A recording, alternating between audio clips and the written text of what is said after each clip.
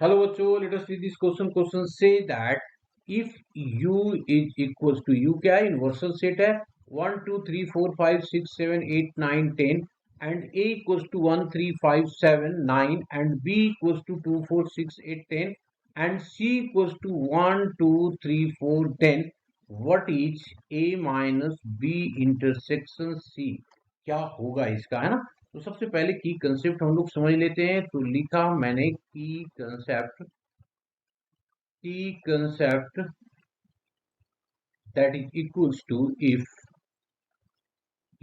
a is equals to a comma b and b is equals to b comma c,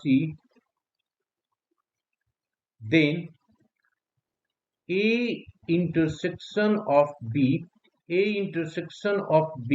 क्या होगा जी, that is equal to, दोनों का common ले लेंगे तो ये आ जाएगा b. अब हम लोगों को माइनस वाले भी जानना है यहाँ पे, तो मैंने क्या कर दिया, a माइनस बी की वैल्यू, दोनों में जो कॉमन है उसको हटा दीजिए तो पहले वाले बच जाएगा. दैट मीन्स a में से, तो a में से b हटा दिया तो a बच गया.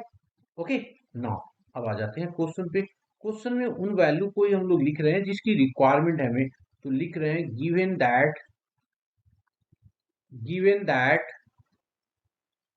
a इज इक्वल्स टू, क्या दिया हुआ है, a इक्वल्स टू दिया हुआ है 1 3 5 7 9 ये दिया हुआ है, एंड दिया हुआ है b is equals to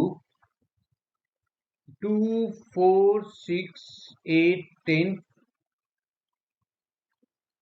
and c is equals to 1 2 3 4. ये हमारे पास गिवन इंफॉर्मेशन है. आफ्टर दैट अब देख लीजिए यहाँ पे हम लोगों को निकालना क्या है, a minus B intersection C. तो सबसे पहले नाउ हम लोग निकाल रहे हैं p intersection of c. Intersection का मतलब ये होता है कॉमन. तो देख लीजिए b और c में कॉमन कौन है, ये कॉमन है, ये कॉमन है 4, ये 2 कॉमन है, 2 कॉमन है. ठीक है जी, तो इसको हम लोगों ने निकाल दिया. तो दिस इज इक्वल्स टू आ गया कौन सा, 2,4 ये आ गया. अब हम लोगों को माइनस करने a minus of b intersection of c, ये निकालना है. तो a में से माइनस कर दो 2 और 4. तो a में से 2 और 4 माइनस करें, कहीं है नहीं है ना जी. तो इसका मतलब सारे के सारे वैल्यू हो जाएंगे ना. कौन कौन सा, a वाला सारा, क्योंकि 2 4 जो कॉमन है ही नहीं तो माइनस होगा ही नहीं हमारे पास. तो ये आ गया 1 3 5 7 एंड 9 ये आएगा. और यही हमारा क्या होगा, आंसर होगा. Hope you understood it well. Best of luck.